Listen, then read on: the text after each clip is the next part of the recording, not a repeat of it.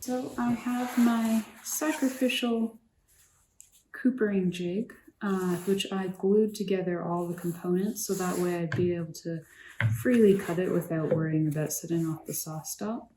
And I had forgotten initially, because I wanted to be able to cut this piece on the table saw, I forgot initially to take into account the limitations of the height of the table saw.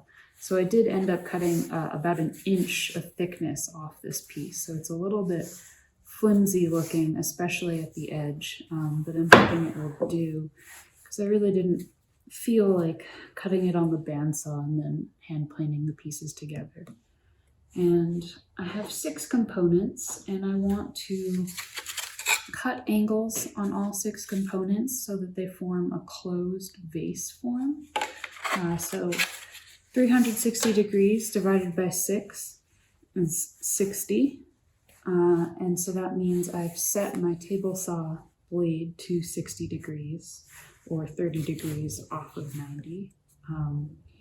And I've set up my fence so that I should be cutting just to the very edge of this lamination, maximizing my overall width of the vase. And I've double stick taped the lamination to the piece.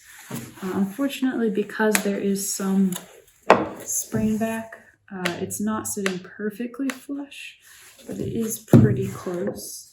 If I wanted to make this a more permanent piece, say I was going into production with these vases, I wanted to sell them regularly, what I could do is I could have a ride-along sled alongside this MDF component with toggle hold-down clamps, and those hold-down clamps would press the lamination firmly into the MDF, and that way I wouldn't really have to mess around with changing the double stick tape every single time. But because I'm only cutting 6 pieces, I'm going to try to get away with just double stick tape. And hopefully, because I cut these pieces to match the spring back, they shouldn't fight me quite so much. And unfortunately, because it's standard thickness veneer, there is a little bit of twisting and warping in each of these pieces.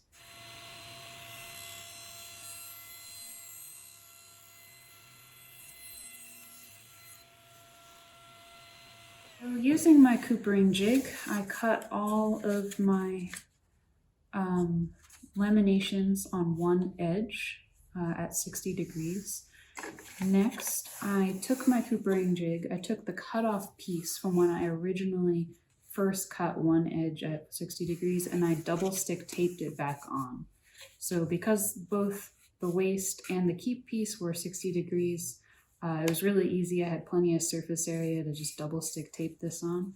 Now this can ride up against the fence to cut my other side without me having to do a balancing act on top of the remaining MDF left. I'm still maximizing the amount of footprint in contact with the machine bed.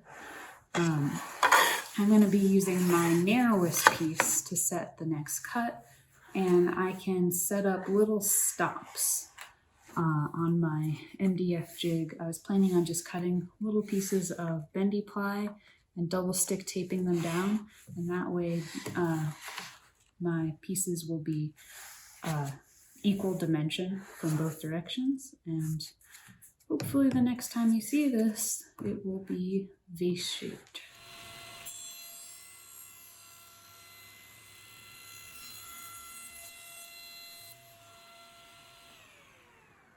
So I had started to tape pieces of bendy ply to act as a stop when I realized I could repurpose my cutoffs as a perfectly fit stop. So I just dug a couple of them out of the trash, double stick taped them to my coopering jig, and then cut all the other sides, and then just kind of roughly taped everything together just to get an idea of what the final form would look like.